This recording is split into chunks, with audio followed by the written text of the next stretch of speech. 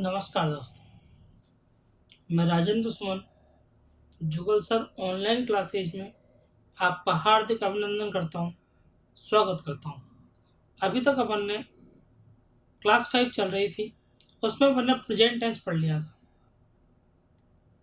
Part first में present indefinite और present continuous पढ़ा। पार्ट सेकंड में प्रेजेंट परफेक्ट और प्रेजेंट परफेक्ट कंटिन्यूस पढ़ा। आज बात करेंगे पास्ट इंडेफिनेट टेंस। क्लास 5 चल रही है, पार्ट थर्ड पढ़ेंगे और टेंस पढ़ेंगे पास्ट इंडेफिनेट टेंस।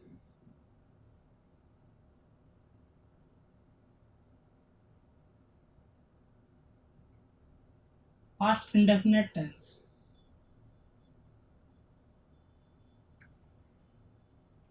अब देखिए, पास्ट इंडेफिनेट टेंस आखिर होता क्या है, इसकी बात करते हैं। तो अपन जब टेंस को पढ़ रहे थे तो टेंस को पढ़ रहे थे दो तरीके से। एक तरीके से पढ़ रहे थे अपन कि टेंस में सेंटेंस कैसे बनाते हैं। सेंटेंस बनाने से अपने को पता लगेगा इसमें एरर क्या हो सकती है, सेंटेंस का स्ट्रक्चर क्या हो सकता है। और पास्ट इंडेफिनिट टेंस जब पढ़ रहे हैं तो अपन आज भी दो तरह से पढ़ेंगे। एक तरह से पढ़ेंगे टेंस में सेंटेंस बनाएंगे, सेंटेंस बनाने से पता चलेगा टेंस होता क्या है, इसका यूज कैसे करते हैं, इसमें एरर कैसे निकालते हैं। और उसके बाद अपन पढ़ेंगे फिल इन द ब्लैंक्स, खाली स्थान को भरते कैसे हैं, एग्जाम में क्वेश्चन कैसे आता है। अब पास्ट इंडेफिनेट टेंस होता क्या है, तो सबसे पहले इसकी बात करें। पास्ट इंडेफिनेट टेंस वो होता है जब कोई भी काम आपके बोलने के पहले ही पूरा हो गया हो। कोई भी काम ऐसा है जो आपके बोलने के पहले ही पूरा हो गया तो पास्ट इंडेफिनेट कहलाएगा। उसमें क्या होता है, या आ जाए, ई आ जाए, कुछ भी आ जाए, ये शब्द जो ये शो कर रहे हो कि काम पहले ही पूरा हो गया आपके बोलने के पहले। इसमें हेल्पिंग वर्ब क्या आती है, इसमें हेल्पिंग वर्ब जो आती है वो आती है डिड। Very good. अब बात करते हैं अफर्मेटिव सेंटेंस बनाने का स्ट्रक्चर होता है। सबसे पहले आता है सब्जेक्ट, फिर आती है मेन वर्ब की सेकंड फॉर्म, और फिर आता है ऑब्जेक्ट। जय सेंटेंस आया,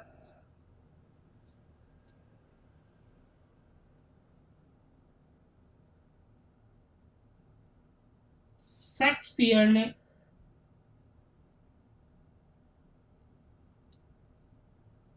उपन्यास लिखा। शेक्सपियर ने उपन्यास लिखा, मतलब यह हुआ कि विलियम शेक्सपियर यानी कि शेक्सपियर जो है वो उपन्यास को पहले ही लिख चुका है। यानी बात पास्ट में चली गई, पास्ट इंडेफिनेट हो गया। लिखा तो पहले सब्जेक्ट चाहिए, सब्जेक्ट चाहिए तो शेक्सपियर, शेक्सपियर को लिखते हैं।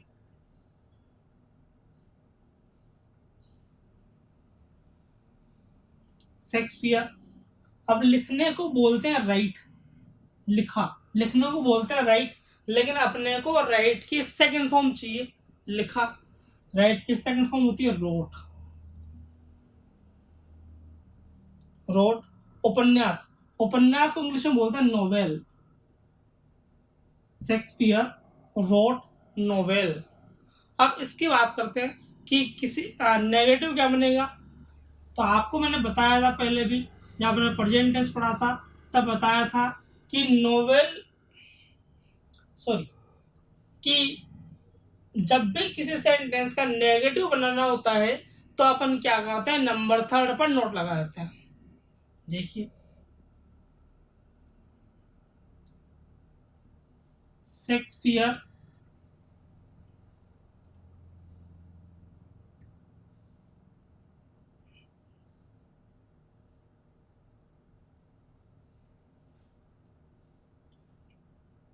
डिड लगानी पड़ेगी हेल्पिंग, तभी नोट आएगा। डिड नोट नंबर थर्ड हो गया।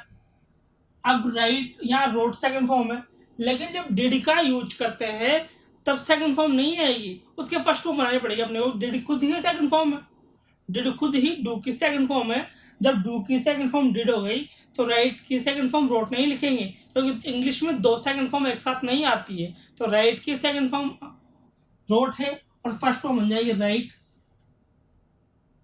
नोवेल। अब बात करते हैं इंट्रोगेटिव सेंटेंस की। तो इंट्रोगेटिव सेंटेंस कैसे बनेगा देखते हैं। मैंने कहा था कि जब भी अपने को इंट्रोगेटिव सेंटेंस बनाना होता है तब अपन क्या करते हैं, हेल्पिंग वर्ब को पहले ले आते हैं, यानी कि did,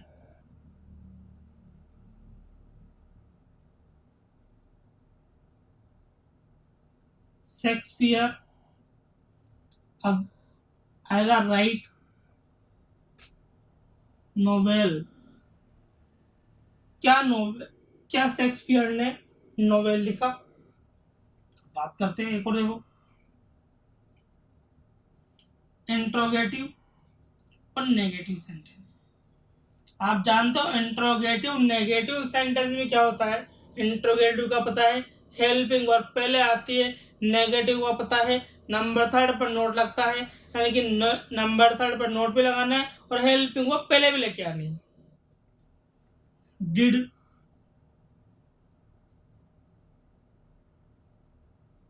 Shakespeare note right novel. क्या शेक्सपियर ने नोवेल नहीं लिखा। आपको समझ में आ गया। अपन सेंटेंस बना रहे हैं, सेंटेंस बनाने से अपने को यह पता लग रहा है कि टेंस में आखिर होता क्या है। जब सेंटेंस बनाएंगे तब अपन कुछ देर बाद जब टेंस कंप्लीट हो जाएंगे तब इसकी एरर निकालना सीखेंगे कि सेंटेंस में एरर निकालते कैसे। एक सेंटेंस बना लिया आपने, आप चाहो तो इसकी स्क्रीनशॉट ले लो, मैं एक दो सेंटेंस और बताता हूँ, फिर अपन इसकी एरर निकालना पड़ेगी। स्क्रीनशॉट ले लीजिए एक बार इसका।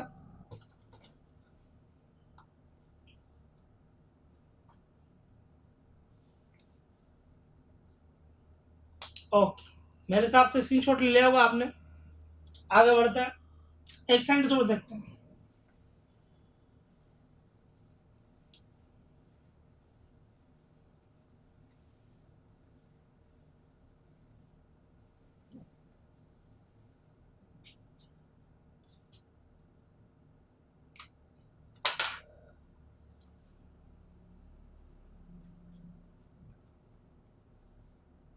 जैसे सेंटेंस आया, रुचि ने साहित्य पढ़ा, मतलब पहले पढ़ लिया। बात करें सब्जेक्ट रुचि, यानी क्या आ जाएगा, रुचि। पढ़ने को बोलते हैं रीड, रीड की सेकंड फॉर्म भी रीड होगी। वैसे बोलते अलग अलग, रीड रेड रीड, लेकिन लिखते तो सेम रीड ही, स्पेलिंग सेम रहती है। रीड। साहित्य को बोलते हैं लिटरेचर।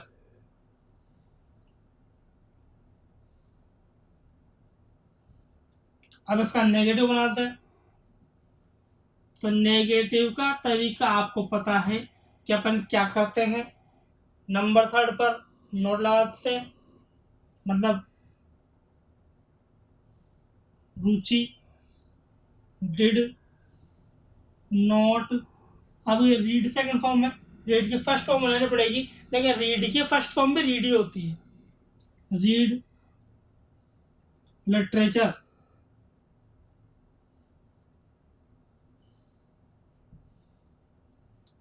क्लियर। अब इसका इंट्रोगेटिव बनाते हैं। इंट्रोगेटिव का तरीका आप सीख चुके हो कि इंट्रोगेटिव में क्या करते हैं, उसकी जो भी हेल्पिंग वर्ब होती है उस हेल्पिंग वर्ब को पहले लेके आते हैं। मतलब बन जाएगा डिड, रुचि, रीड, लिटरेचर।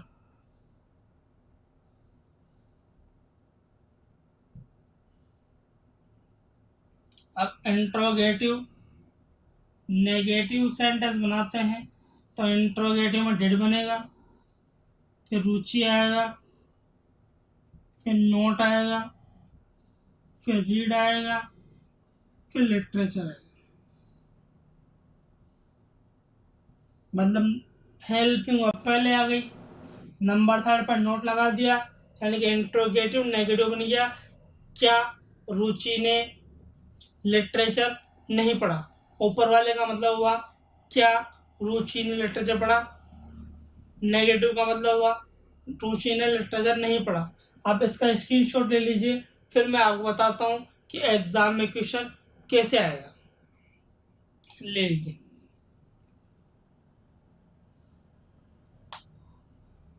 चलिए, आपने स्क्रीनशॉट ले लिया होगा, आगे बढ़ते हैं और देखते हैं एग्जाम में क्वेश्चन आता कैसे।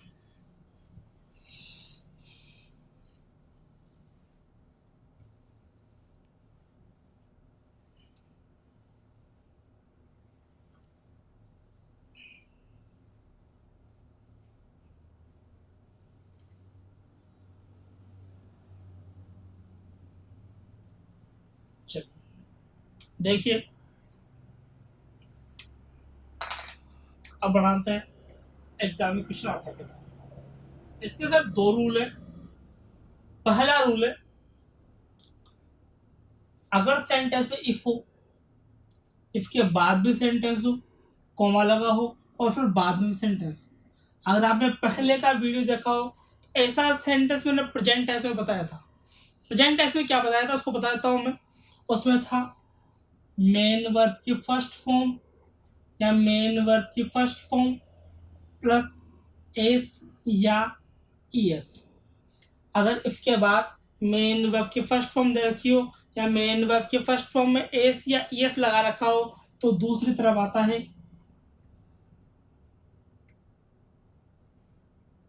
शेल या विल में से एक, फिर मेन वर्ब की फर्स्ट फॉर्म।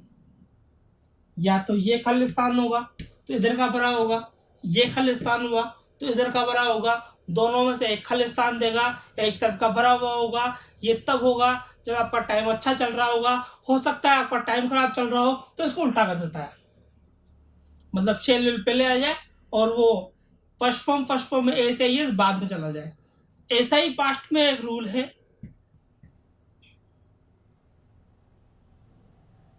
क्या रूल है, अगर सेंटेंस में इफ दे रखा हो, इफ के बाद में अगर मेन वर्ब की सेकंड फॉर्म हो तो इधर आएगा वुड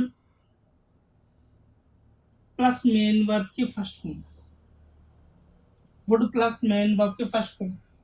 देखो वही तरीका यहाँ पे चलेगा। हो सकता है खालिस्तान इधर हो तो इधर का भरा होगा, अगर खालिस्तान इधर हुआ तो इधर का भरा होगा। टाइम खराब चल रहा हो तो ये उल्टा कर देगा, इसको इधर ले आएगा, इसको इधर ले आएगा, मतलब ये इधर हो जाएगा, ये इधर हो जाएगा।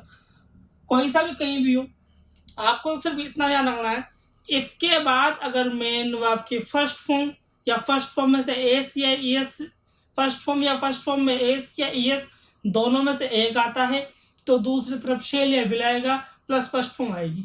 अगर एक तरफ shall will plus first form आती है तो इफ के बाद मेन वर्ब की फर्स्ट फॉर्म या फर्स्ट फॉर्म में से फर्स्ट फॉर्म प्लस एस या ईएस में से एक आएगा। अगर इफ के बाद मेन वर्ब की सेकंड फॉर्म आती है तो दूसरी तरफ वुड फर्स्ट आएगी। अगर एक तरफ वुड फर्स्ट आती है तो दूसरी तरफ जिस तरफ इफ होगा उस तरफ मेन वर्ब की सेकंड फॉर्म आएगी। ये उल्टा सीधा कैसे भी हो अपने को कोई मतलब नहीं है, अपने को सिर्फ ये मतलब है इफ किधर है, इफ आगे पीछे कहीं भी हो, जिधर इफ होगा उधर सेकंड फॉर्म आएगी, जिधर कुछ भी नहीं होगा उधर वुड प्लस फर्स्ट फॉर्म आएगी। चलिए एग्जाम्पल देखते हैं।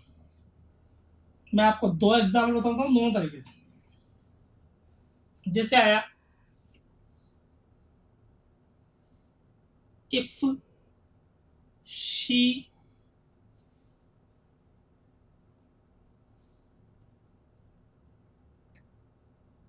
hard she would get success।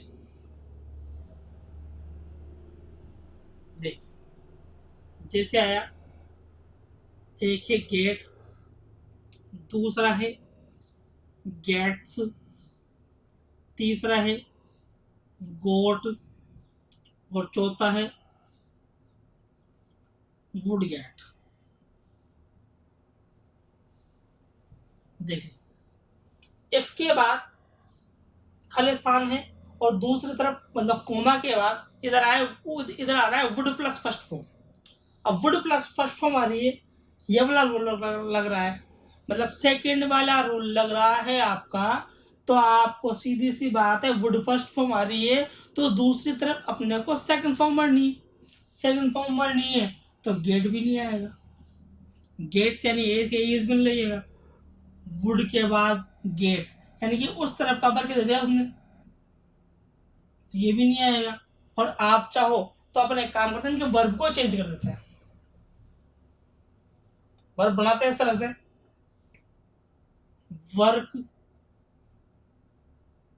Works, worked और वुड वर्क, वर्क को चेंज करते हैं। अब देखते हैं, देखिए फर्स्ट फॉर्म भी नहीं आएगी, ए से एस भी नहीं आएगा क्योंकि इस तरफ आ गया, और यहाँ वुड वर्क दे रखा है, वुड वर्क दे रखा है तो वुड वर्क भी नहीं आएगा क्योंकि ये उस तरफ का है। यानी कि सीधी सीधी बात क्या आएगी, सेकंड फॉर्म आएगी। ये रूल तो हुआ पास्ट टेंस का। आप प्रेजेंट टेंस का भी देखते हैं, जैसे आया एग्जाम में, आई शेल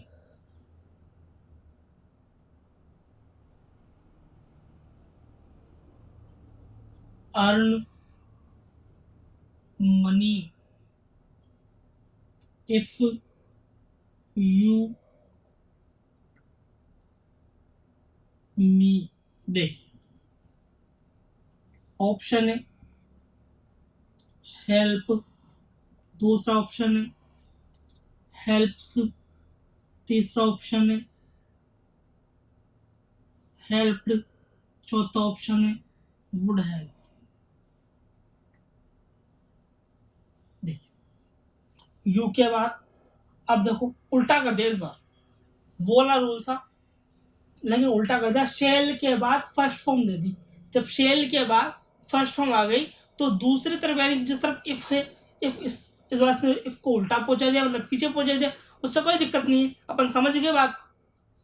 इफ के बाद फर्स्ट फॉर्म आएगी या फर्स्ट फॉर्म में से यस आएगा क्योंकि एक तरफ शेल विल में से एक दे रखा है।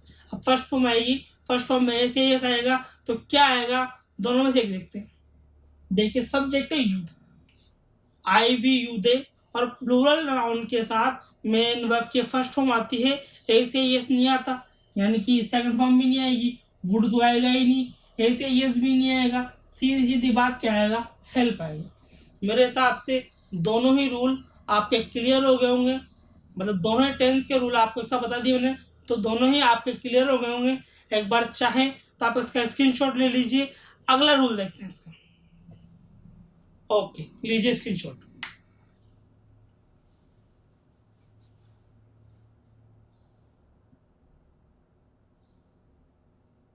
चलिए स्क्रीनशॉट ले लिया आपने, दोनों रूल समझ में आ गए कि यहाँ रूल पास्ट का था और मैंने साथ साथ प्रेजेंट का भी बताया क्योंकि ये रूल वहाँ भी था। ऐसा ही एक रूल जब आपके पास्ट परफेक्ट में आएगा तब ये बात मैं आपको बताऊंगा। आपने ये सोचा होगा कि सर बार बार परफेक्ट की जगह परफेक्ट क्यों बोलते हैं। सीधी सी बात, या तो मेरी जिम तुदलाट या मैं गलत बोलता हूँ, लेकिन ऐसा रूल है, ऐसा कुछ नहीं है कि तुतलाट है या मैं गलत बोलता हूँ, ऐसा एक रूल है। परफेक्ट नहीं होता, वो होता है परफेक्ट। क्यों होता है, इसका रूल है। अगर क्या है रूल बताता हूँ, आर के बाद ए ई आई ओ यू, आर के बाद ए ई आई ओ यू, इनमें से अगर एक भी नहीं आता है, आर के बाद ए ई आई ओ यू इनमें से एक भी नहीं आता है तो आर का प्रोनंसिएशन, तो आर का प्रोनंसिएशन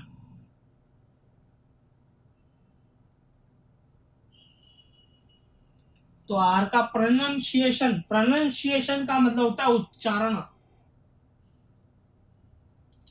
आर के बाद ए ई आई ओ यू, इनमें से एक में नहीं आता है तो आर का प्रोनाउंसिएशन यानी कि उच्चारण नहीं करते हैं। आर के बाद ये आपने लिख ही लिया।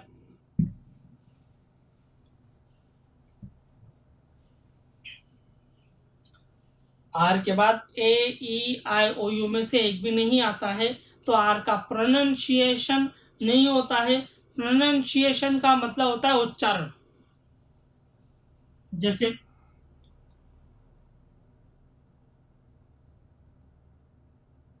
ये देखिए आर आ रहा है, आर के बाद ए ई आई ओ यू में से एक भी नहीं, तो आर को नहीं बोलना है, यानी कि उसको बोलेंगे परफेक्ट, नॉट परफेक्ट, परफेक्ट। और भी शब्द ऐसे,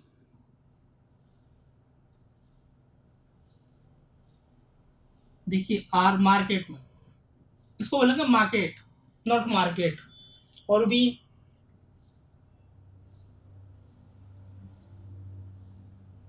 आर के बाद ए ई आई ओ यू में से एक भी नहीं है, इसको बोलेंगे फॉरगेट, नॉट फॉरगेट। सब लोग फॉरगेट ही बोलते हैं, इसको बोलेंगे सीधी सी सीधा उच्चारण है फॉरगेट। और भी शब्द है,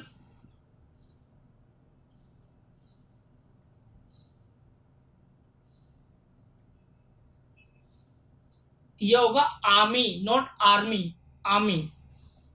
चलिए आपने रूल समझ लिया, पास्ट इंडेफिनेट का रूल आपको क्लियर समझ में आ गया होगा।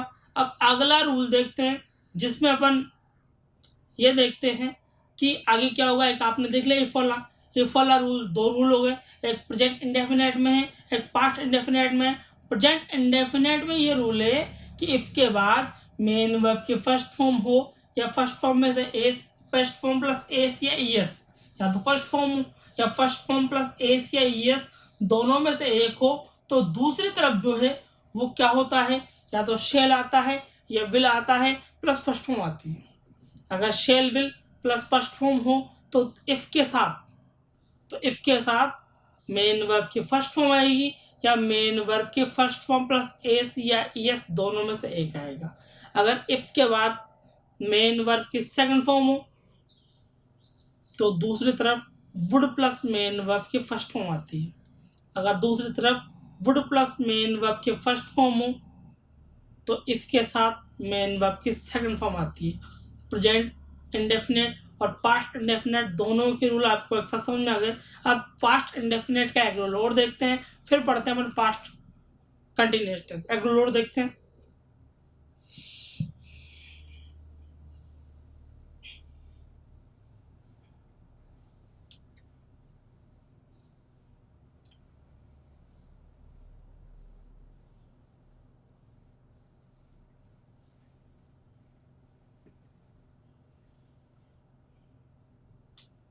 क्या है रूल। देखिए रूल नंबर सेकंड क्या है रूल, देखना। अगर सेंटेंस में आपको दिखाई दे यस्टरडे,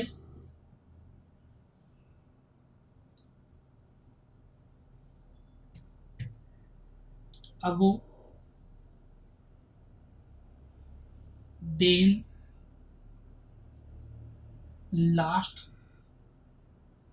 या डेट प्लस टाइम, या तो यस्टरडे के लाओ, या अगो दे रखा हो, या देन दे रखा हो, या फिर लास्ट या डेट दोनों में से एक दे रखा हो, और उसके बाद टाइम दे रखा हो, ईयर मंथ कुछ भी टाइम हो सकता है, टाइम दे रखा हो, तब हम समझ जाएंगे उस टेंस में क्या होगा, पास्ट इंडेफिनेट टेंस होगा। और पास्ट इंडेफिनेट टेंस में क्या होता है, पास्ट इंडेफिनेट टेंस में होता है अपन क्या करते हैं, मेन वर्ब की सेकंड फॉर्म का यूज करते हैं। क्या यूज करते हैं, मेन वर्ब की सेकंड फॉर्म का यूज करते हैं अफर्मेटिव सेंटेंस में। लेकिन नेगेटिव सेंटेंस में क्या होता है, नेगेटिव सेंटेंस में डिड आता है, नोट आता है, और जब डिड का यूज करते हैं तब आपको मैंने बताया था, सेंटेंस बनाया था, जब हमने सेंटेंस बनाया था तब आपको मैंने क्लियरली बताया था कि डिड के साथ हमेशा मेन वर्ब के फर्स्ट फॉर्म का ही यूज होता है। देखिए तो इसके बाद दो एग्जांपल देखते हैं। जैसे आया शी,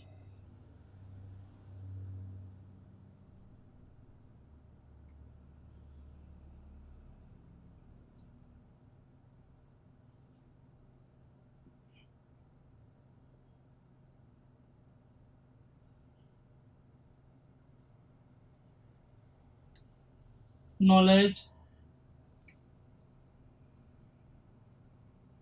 अबाउट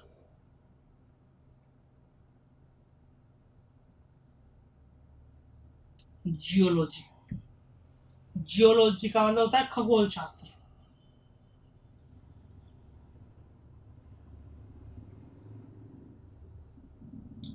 एग्जाम्पल देखिए, ऑप्शन देखिए, जैसे ऑप्शन है इसके गेट, दूसरा है गेट्स, तीसरा है गोट और चौथा है गोट्स। आप समझे, याद रखा है लास्ट मंथ। लास्ट मंथ दे रखा है तो लास्ट मंथ से आप समझ गए कि टेंस जो है पास्ट इंडेफिनेट टेंस है। जब पास्ट इंडेफिनेट टेंस है तो सीधी सीधी बात है मेन वर्ब की सेकंड फॉर्म आनी चाहिए। गेट फर्स्ट फॉर्म है, क्या ये नहीं आएगी? गेट्स में एस या ईएस लगाए फर्स्ट फॉर्म में, ये नहीं आएगी। देखो गोट्स, अब सेकंड फॉर्म में कभी एस या ईएस लगता ही नहीं है, तो ऐसे भी ऑप्शन देगा वो जो होता ही नहीं कभी भी, पर जानबूझ के ऐसा करना पड़ता है क्योंकि उसका काम है कंफ्यूज करने का। क्योंकि लाखों लोगों में से उसको सिर्फ कुछ लोग चाहिए जो ब्रिलियंट हो, टैलेंटेड हो, जो गवर्नमेंट के काम आए, ऐसे लोग चाहिए उसको। तो वो जानबूझकर ऐसे सेंटेंस देता है या ऐसे ऑप्शन देता है जो कभी होते ही नहीं है, यानी कि ये आएगा गोट सेकंड फॉर्म। एक और देखिए, जैसे आया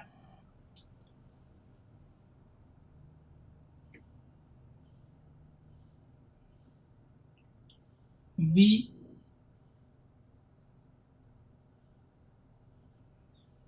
अबाउट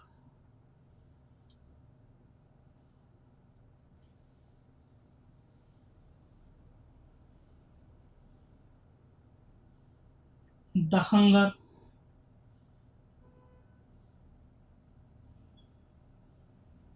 हंगर का मतलब था भूखमरी, हंगर ऑफ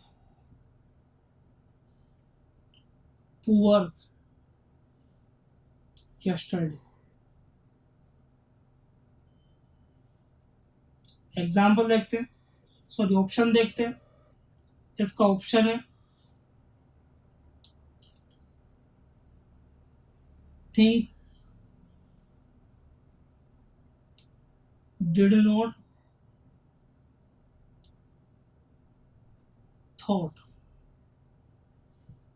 दूसरा है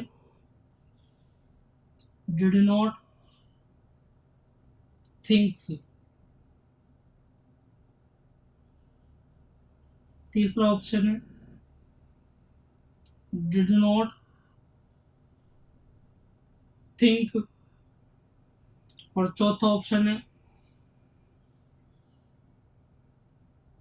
डिड नॉट थिंक। चलिए, सीधी सीधी बात, पहला ऑप्शन तो आपका ये गलत हो गया कि डिड नॉट के बाद मेन वर्ब की सेकंड फॉर्म दे दी। मैंने कहा था अभी जस्ट पहले कि डिड नॉट के बाद हमेशा मेन वर्ब की फर्स्ट फॉर्म आती है, मेन वर्ब की सेकंड फॉर्म नहीं आती है, यानी कि ये गलत हो गया। ऑप्शन नंबर 4 देखिए, ऑप्शन नंबर 4 में से मैंने पहले वाले इस वाले एग्जाम्पल में बताया था कि कुछ ऑप्शन ऐसे डालता है जो होते ही नहीं है इंग्लिश में। थिंक नाम की कोई वर्ब होती नहीं है क्योंकि थिंक की सेकंड फॉर्म थॉट और थर्ड फॉर्म भी थॉट होती है, थिंक्ड होती नहीं है, यानी कि एग्जाम्पल एक गलत हो गया। डिड नॉट के बाद थिंक्स कर रखा है। अब थिंक्स कर रखा है तो मेन वर्ब की फर्स्ट फॉर्म में एस या एस लगता ही नहीं डिड नॉट के बाद, ना एस या एस लगता है ना सेकंड फॉर्म आती है, ओनली क्या आती है, मेन वर्ब की फर्स्ट फॉर्म आती है। इनके राइट आंसर होगा ये वाला। दोनों आपको समझ में आ गए। मैंने दो रूल बताए पास्ट इंडेफिनेट टेंस के, दोनों ही रूल आपको समझ में आ गए होंगे। एक रूल तो मैंने प्रेजेंट इंडेफिनेट के साथ भी बताया था, साथ जोड़कर, ताकि आपको क्लियरिफिकेशन होता रहे। जब मैं पास्ट परफेक्ट टेंस पढ़ाऊंगा तब आपको ये इफ वाले तीनों ही रूल बताऊंगा एक साथ। तीनों ही रूल बताने से ये पता चल जाएगा आपको कि इफ कहाँ पर कब कैसे यूज करना है, कौन कौन सा टेंस में कब कब यूज करना है इसको। ठीक, आप स्क्रीनशॉट ले लीजिए इसका। फिर बात करते हैं अपन पास्ट कंटिन्यूअस टेंस की। स्क्रीनशॉट आपने ले लिया होगा। अब अगले टेंस की बात करते हैं। चलिए बात करते हैं पास्ट कंटिन्यूअस टेंस की।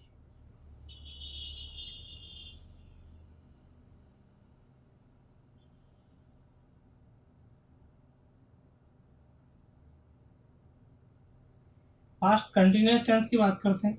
अब पास्ट कंटिन्यूअस टेंस आखिर होता क्या है, पहचाने कैसे?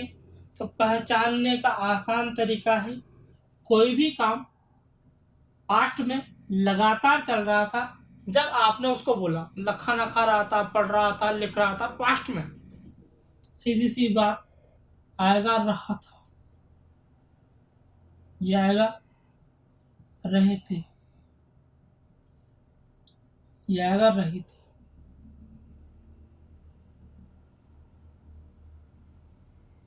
देखिए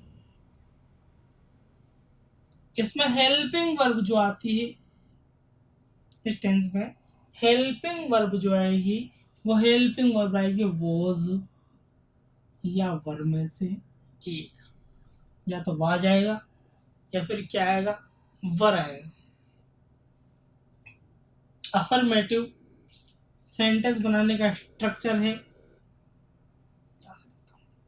अफर्मेटिव सेंटेंस बनाने का स्ट्रक्चर है, सबसे पहले आता है सब्जेक्ट, फिर आती है हेल्पिंग वर्ब, फिर आता है मेन वर्ब की फर्स्ट फॉर्म, फिर आता है मेन वर्ब की फर्स्ट फॉर्म में आईएनजी लगाना है, फिर अपने को करना है मेन वर्ब की फर्स्ट फॉर्म में आईएनजी आएगा, फिर लगाना है अपने को ऑब्जेक्ट। जैसे सेंटेंस आया और वाज वर्ब कब आता है, तो सिंगुलर के साथ आएगा वाज, प्लूरल के साथ आएगा वर, यू के साथ भी आएगा वर। चलो जैसे आया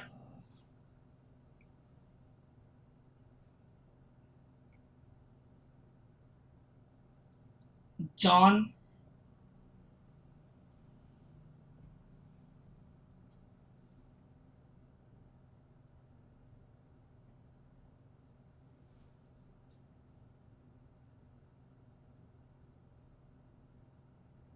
मनोविज्ञान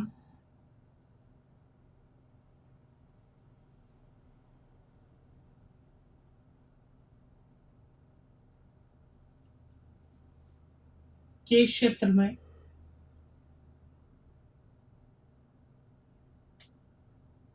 कार्य कर रहा था। जॉन मनोविज्ञान के क्षेत्र में कार्य कर रहा था। बनाते हैं सेंटेंस। पहले आएगा जॉन, अब जॉन तो सिंगुलर इसलिए आएगा वॉज, काम करने को बोलते हैं वर्क, वर्क में लगाना है आईएनजी वर्किंग। क्या काम कर रहा था ये नहीं आया है, यानी कि ऑब्जेक्ट नहीं है। वर्ब जो है वो इंट्रांजिटिव वर्ब है। इंट्रांजिटिव वर्ब में आपको दूसरी क्लास में बता चुका हूँ ट्रांजिटिव वर्ब क्या होती है, इंट्रांजिटिव वर्ब क्या होती है, फिर भी आप देख लीजिए क्या होता है, बताता हूँ दोबारा। ट्रांजिटिव वर्ब वो होती है जिस वर्ब के बाद में ऑब्जेक्ट आता हो, जिस वर्ब के बाद में ऑब्जेक्ट आता है उस वर्ब को बोलता है ट्रांजिटिव वर्ब। लेकिन जिस वर्ब के बाद में ऑब्जेक्ट नहीं आता है वह वर्ब होती है इंट्रांजिटिव वर्ब। तो वर्ब इंट्रांजिटिव वर्ब है क्योंकि बाद में ऑब्जेक्ट नहीं है। इसमें एक्स्ट्रा मैटर दे रखा है, एक्स्ट्रा मैटर का दे रखा है मनोविज्ञान के क्षेत्र में। अब क्षेत्र में, क्षेत्र को बोलते हैं फील्ड में, यानी इन द फील्ड ऑफ मनोविज्ञान। मनोविज्ञान को इंग्लिश में बोलते हैं साइकोलॉजी।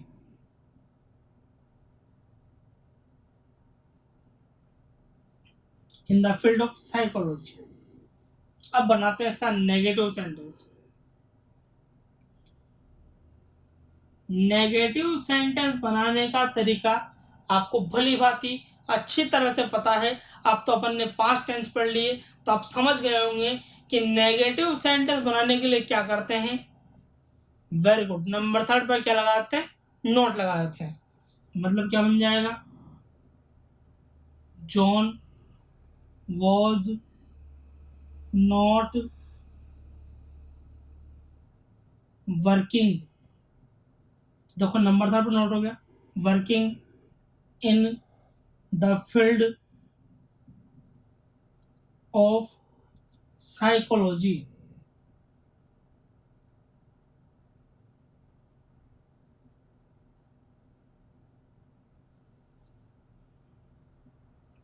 चलिए बढ़ाते हैं interrogative sentence.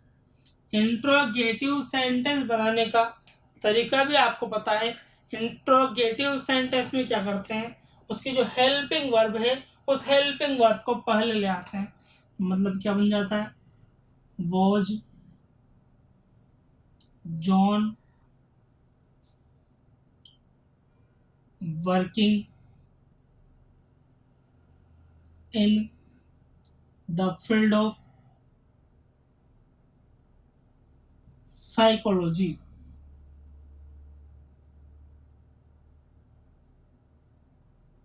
Question mark. Interrogative में हेल्पिंग वर्ब पहले आती है, नेगेटिव में नंबर 3 पर नोट लगता है। अब बनाते हैं इंट्रोगेटिव प्लस नेगेटिव सेंटेंस, यानी कि हेल्पिंग वर्ब पहले भी आएगी और नंबर 3 पर नोट पे लगेगा। पहले आएगी तो बन जाएगा was John not working in the field of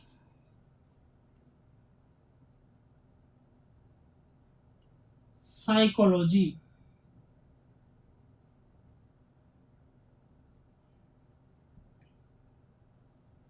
बन गया सेंटेंस। आप समझ गए कि सेंटेंस बनाते कैसे हैं। अगला सेंटेंस बनाने की शायद मेरे को ज़रूरत नहीं है। अब मैं सीधी सीधी बात इसका क्या बताऊं, इसका बताऊं रूल के एग्जाम में क्वेश्चन आएगा कैसे। लेकिन उससे पहले आप इसका स्क्रीनशॉट ले सकते हैं।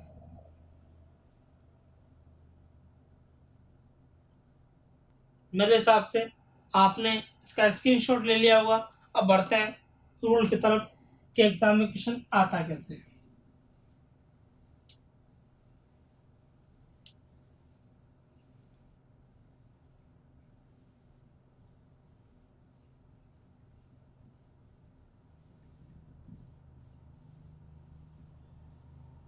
इसके 2 रूल है। पहला रूल देखिए, पहला रूल है सेंटेंस में हो वाहिल, वाहिल के पहले भी सेंटेंस हो और वाहिल के बाद भी सेंटेंस हो। अगर वाहिल के पहले आए वॉज या वर्ब में से एक,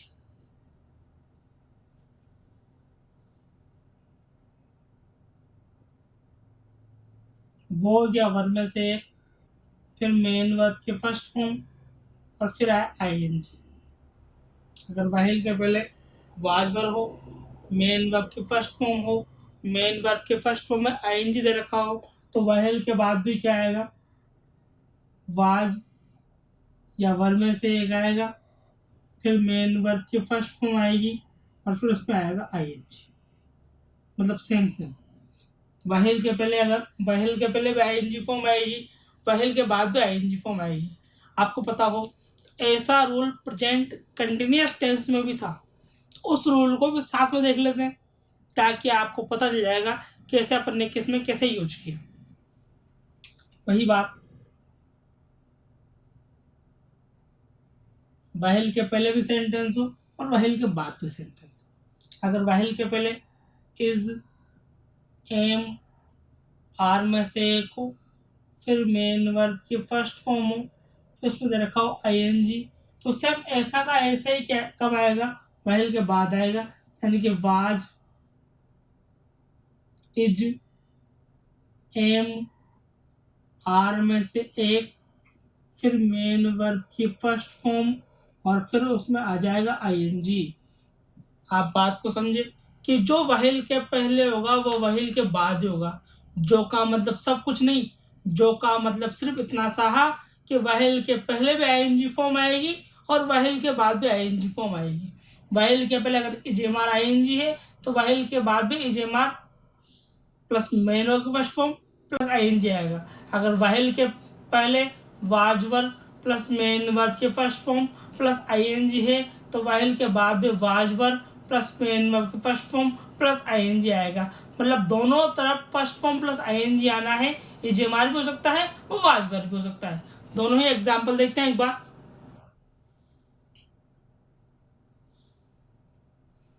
सेंटेंस आया,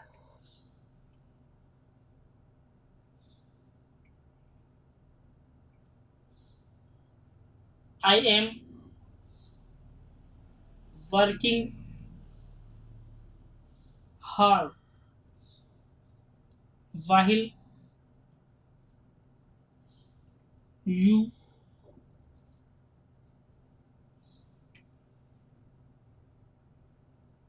soccer। ऑप्शन देखते हैं।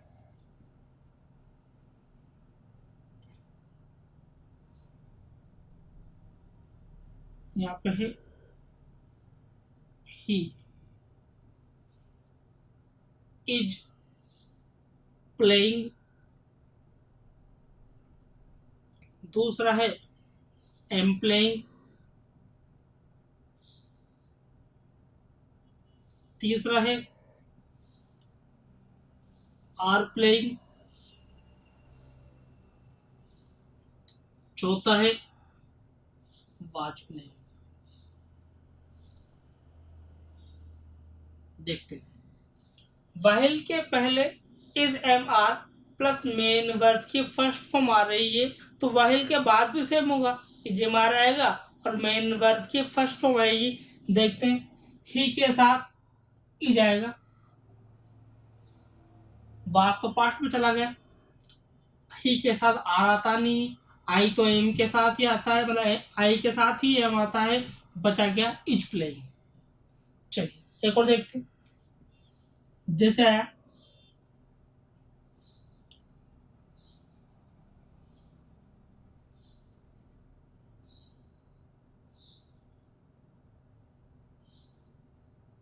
सीमा is telling a story while you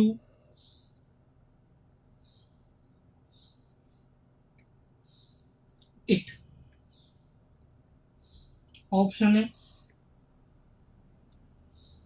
is listening, दूसरा है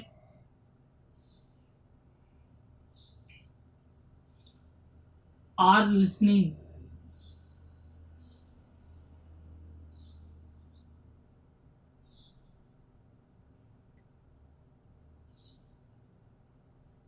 तीसरा है वाज लिसनिंग और चौथा है डी ऑप्शन है इसका वर लिसनिंग।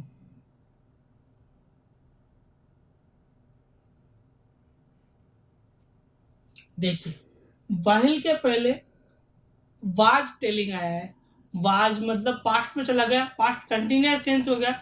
जब पास्ट कंटिन्यूअस टेंस हो गया है तो अपन जानते हैं कि मेन वर्ब की फर्स्ट फॉर्म प्लस ING तो आना ही है, लेकिन वाज वर्ब में से एक आना है, इज एम नहीं आना है, क्योंकि अब प्रेजेंट कंटिन्यूस की बात नहीं है, या पास्ट कंटिन्यूस की बात होगी। दोनों तो खत्म हो गए, अब इन दोनों में से एक आना है। यू के साथ वाज नहीं आता, यू के साथ तो क्या आता है, वर आता है, यू वर लिसनिंग। क्लियर? आपको पहला रूल समझ में आ गया। इस रूल को मैंने प्रेजेंट कंटिन्यूस को मिला के बताया है, अच्छी तरह समझ में आ गया होगा आपको। फिर भी अगर नहीं आया हो तो आप तो आप इसको रिपीट करके देखिए, आपको अपने आप बात क्लियर, वीडियो को रिपीट करना, अपने आप बात क्लियर हो जाएगी। और प्यारे बच्चों, एक बात का ध्यान रखें, जितना हो सके उतना इस वीडियो को शेयर करें, लाइक करें और चैनल को सब्सक्राइब करें। अपने दोस्तों को भी बोलें कि दोस्त भी इस वीडियो को सब्सक्राइब करें।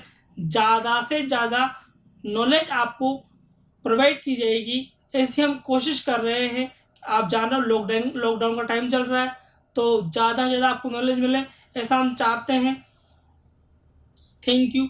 अब स्क्रीनशॉट ले लीजिए। इसका सेकंड रूल मैं बताता हूँ। बढ़ते हैं आगे और देखते हैं। अगला रूल है, अगर किसी सेंटेंस में आपको दिखाया जाता है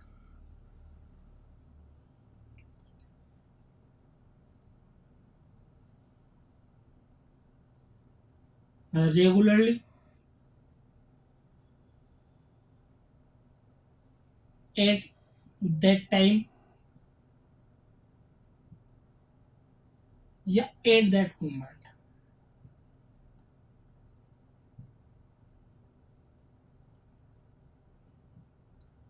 आपको दिखाई दे रेगुलरली, एट दैट टाइम या एट दैट मोमेंट, तो आप समझ जाएं कि ये जो टेंस है, ये टेंस होगा past continuous tense.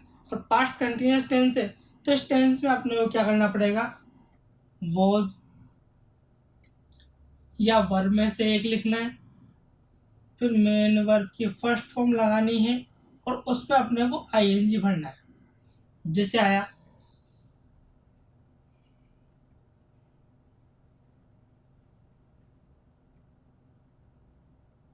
You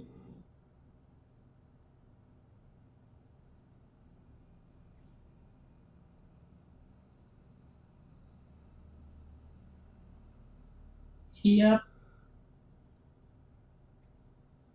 regularly,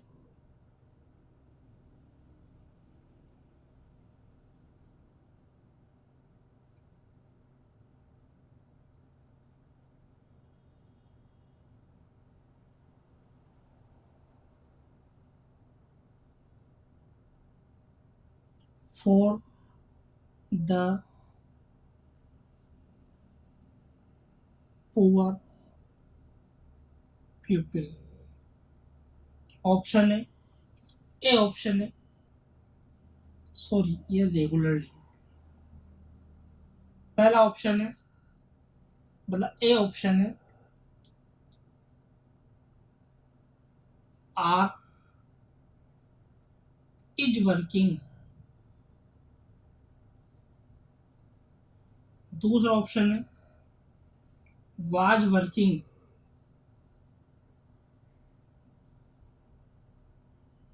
तीसरा ऑप्शन है हैज वर्कड। चौथा ऑप्शन है, ऑप्शन फोर है, were working.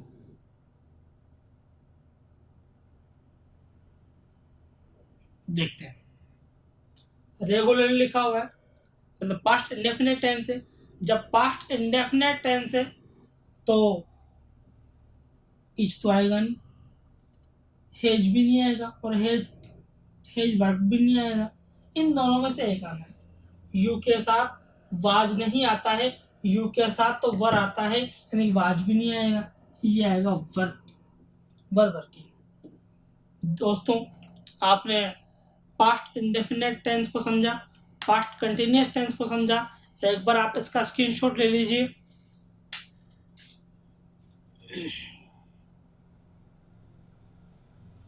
Okay, thank you दोस्तों, आपको अच्छी तरह समझ में आ रहा होगा।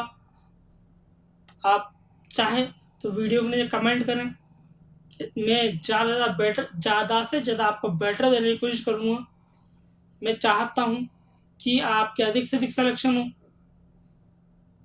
Thank you. वीडियो को लाइक करें, शेयर करें, चैनल को सब्सक्राइब करें। नेक्स्ट क्लास में अपन मिलेंगे, तब पढ़ेंगे पास्ट परफेक्ट टेंस। सॉरी, आप समझ गए, परफेक्ट नहीं होता है, क्या होता है, परफेक्ट होता है। और पढ़ेंगे पास्ट परफेक्ट टेंस और past perfect continuous tense next class में, जो क्लास 5 का पार्ट 4 होगा। Thank you.